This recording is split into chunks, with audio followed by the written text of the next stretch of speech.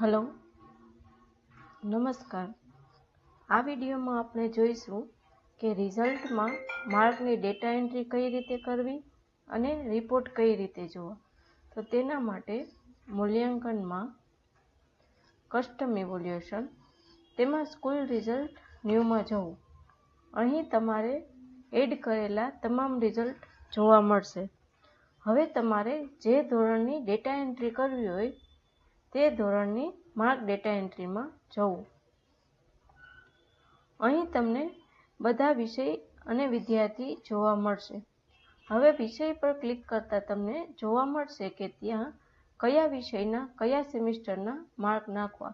એટલે કે પ્રથમ ગુજરાતી પર ક્લિક કરતા તમે જોઈ શકશો કે પ્રથમ સત્રના રચનાત્મકના સેમિસ્ટર 1ના માર્ક નાખવાના છે, જે 40 માર્કમાંથી હોય તે। આ રીતે રચનાત્મકના બધા માર્ક એડ થઈ ગયા બાદ ફરીવાર ગુજરાતી તમને જોવા મળશે। ત્યાં ક્લિક કરતા તમે જોઈ શકશો કે લેખિતના માર્ક તમારે નાખવાના રહેશે પ્રથમ સત્રના। ત્યારબાદ આ રીતે લેખિતના બધા માર્ક એડ થઈ ગયા બાદ ત્રીજી વાર તમને ગુજરાતી જોવા મળશે। ત્યાં ક્લિક કરતા તમને અહીંયા જોવા મળશે કે સ્વ અધ્યયનના માર્ક તમારે નાખવાના છે, જે 20 માર્કમાંથી હોય છે। તો આ રીતે પ્રથમ સત્ર અને બીજા સત્રના બધા વિષયના માર્ક તમે આ માર્ક ડેટા એન્ટ્રીમાંથી એડ કરી શકો છો। ત્યારબાદ જો તમારે તેમાં વ્યક્તિત્વ વિકાસના માર્ક છે, ગુણ વિષય એટલે કે કોમ્પ્યુટર, સામાન્ય જ્ઞાન, ચિત્રકામ વગેરે જેવા બધા વિષયના માર્ક તમે અહીંથી જ એડ કરી શકશો।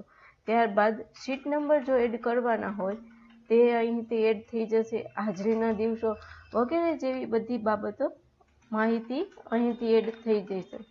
હવે અહીં માર્ક ડેટા એન્ટ્રી થઈ ગયા બાદ રિપોર્ટ કઈ રીતે જોવા, તો તેના માટે જે ધોરણના રિપોર્ટ એટલે કે રિઝલ્ટ જોવું હોય તેના રિપોર્ટમાં જવું। અહીં રિપોર્ટ પર ક્લિક કરતા આ રીતના બધા રિઝલ્ટ, રિપોર્ટ, પત્રક બધું તમને જોવા મળશે। હવે આમાંથી તમારે જે રિઝલ્ટ કે રિપોર્ટ જોવો હોય તો વિદ્યાર્થી સિલેક્ટ કરી અને દાખલા તરીકે પ્રથમ સત્રની માર્કશીટ છે તો તેના પર ક્લિક કરી રિપોર્ટ પ્રિવ્યૂ કરતા તે આ રીતે ખુલશે, જે તમે જોઈ શકશો।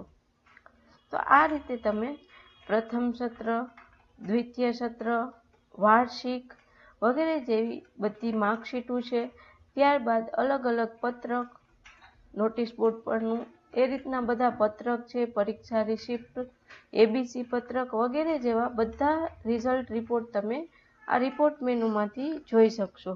ત્યારબાદ એડ ફિક્સ્ડ ઇન્ફોર્મેશન, અહીં તમારે ચાલુ વર્ષની તમામ વિગતો અહીં સાચી ભરવાની રહેશે। અહીં એક વખત આ વિગતો ભરી દીધા બાદ આ ધોરણ પૂરતા બધા પત્રક અને રિઝલ્ટમાં આ માહિતી ભરાઈ જશે। એટલા માટે અહીંથી એક વખત આ બધી વિગત ફરજિયાત ભરવાની રહેશે। તો આ રીતે તમે નવા રિઝલ્ટમાં માર્કની ડેટા એન્ટ્રી કરી શકો છો અને રિપોર્ટ જોઈ શકો છો। આભાર।